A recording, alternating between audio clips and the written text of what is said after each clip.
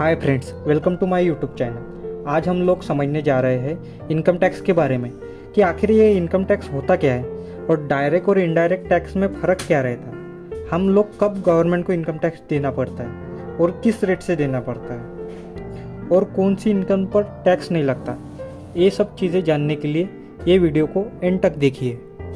सबसे पहले समझते हैं इनकम टैक्स होता क्या है। भारत में टैक्सेशन के दो प्रकार हैं, एक डायरेक्ट टैक्स जिसे इनकम टैक्स भी कहा जाता है और दूसरा इनडायरेक्ट टैक्स जिसे गुड्स एंड सर्विस टैक्स यानी जीएसटी भी कहा जाता है। जब एक व्यक्ति जो कि भारत का नागरिक है और उसकी उम्र 18 साल से ज़्यादा है और उसकी सालाना इनकम ये 2.5 लाख से ज़्यादा है तो वह व्यक्ति इनकम टैक्स देने के लिए बाध्य हो जाता है। और अगर कोई व्यक्ति उसकी उम्र 60 साल या उससे ज़्यादा है और उसकी इनकम अगर 3 लाख रुपए है तो उस व्यक्ति को 3 लाख रुपए के ऊपर जितनी भी इनकम है उतने इनकम पर टैक्स देना पड़ेगा।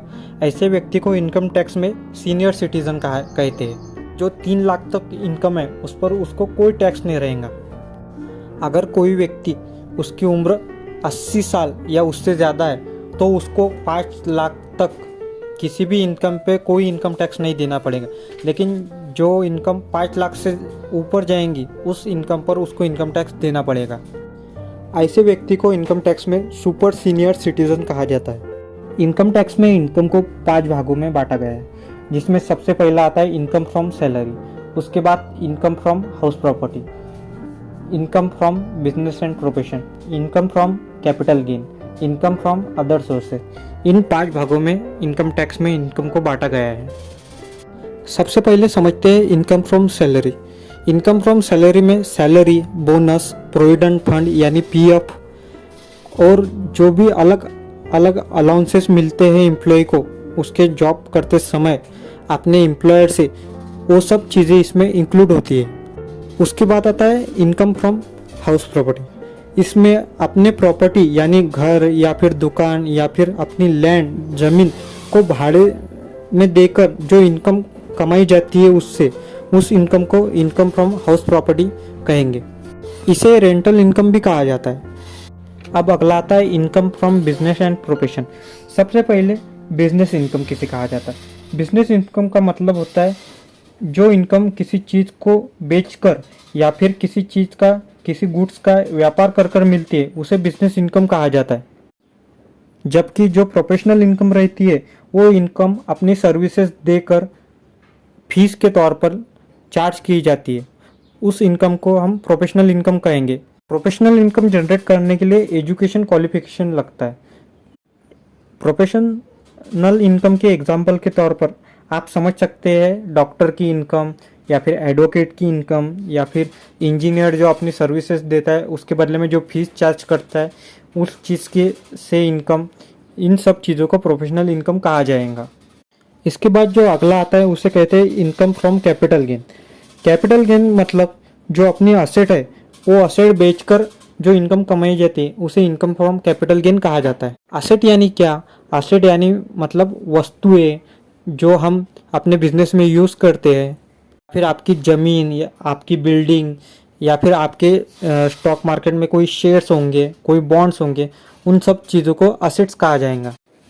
एग्जाम्पल के तौर पर अगर आपको समझना होगा तो समझिए अगर आपने अपने बिजनेस की कोई मशीनरी बेची, जो मशीनरी आपने जितने में परचेस की थी उससे ज़्यादा अगर आपको कीमत मिलती है तो जो डिफरेंस रहेगा दोनों की खरीदी हुई कीमत और बेची हुई कीमत में उसे हम कैपिटल गेन कहेंगे। अब अगले पे आते हैं income from other sources. Other sources का मतलब जो ऊपर हमने बताए हुए 4 सोर्सेज है यानी salary, house property, business from profession, income from business and profession या फिर कैपिटल गेन, इन चीज़ें छोड़कर जो भी इनकम जनरेट होती है अदर सोर्सेस से उसे इनकम फ्रॉम अदर सोर्सेस कहा जाएगा।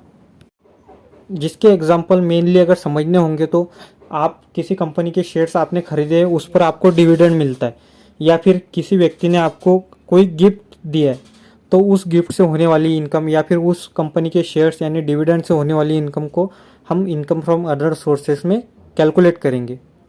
ये तो हुए सभी इनकम के प्रकार। लेकिन आपको लोगों को एक चीज़ याद रखनी है कि एग्रीकल्चर यानी कि खेती से कोई भी इनकम हुई तो इनकम टैक्स में टैक्सेबल नहीं रहेंगी। एग्रीकल्चर इनकम ये इनकम टैक्स में एग्जम्प्ट है। अब हम समझते हैं डायरेक्ट टैक्स और इनडायरेक्ट टैक्स, इन दोनों में फ़र्क क्या होता है। डायरेक्ट टैक्स यानी इनकम टैक्स, ये जो है ये व्यक्ति की आय पर लगता है यानी इनकम पर लगता है, जो कि सालाना पे किया जाता है। इनकम टैक्स ये हर व्यक्ति को पे नहीं करना पड़ता, सिर्फ वही व्यक्ति जिनकी इनकम ये स्लैब रेट से ज़्यादा है, दिए गए स्लैब रेट से ज़्यादा है, उन्हीं व्यक्ति को इनकम टैक्स पे करना पड़ता है। जबकि जो इनडायरेक्ट टैक्स रहता है यानी जीएसटी, वो गुड्स की खरीदी पे या फिर सर्विसेज के यूज़ पे देना पड़ता है, जो कि हर व्यक्ति को देना पड़ता है। इनकम टैक्स एक प्रोग्रेसिव नेचर का टैक्स है। जैसे जैसे व्यक्ति की इनकम बढ़ती जाएंगी वैसे वैसे उसका इनकम टैक्स भी बढ़ता जाएगा।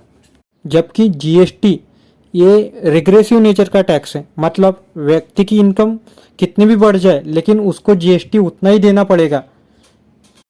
डायरेक्ट टैक्स यानी इनकम टैक्स ये इनकम टैक्स एक्ट 1962 के हिसाब से चलता है। जबकि इनडायरेक्ट टैक्स यानी जीएसटी ये जीएसटी एक्ट 2017 के हिसाब से चलता है।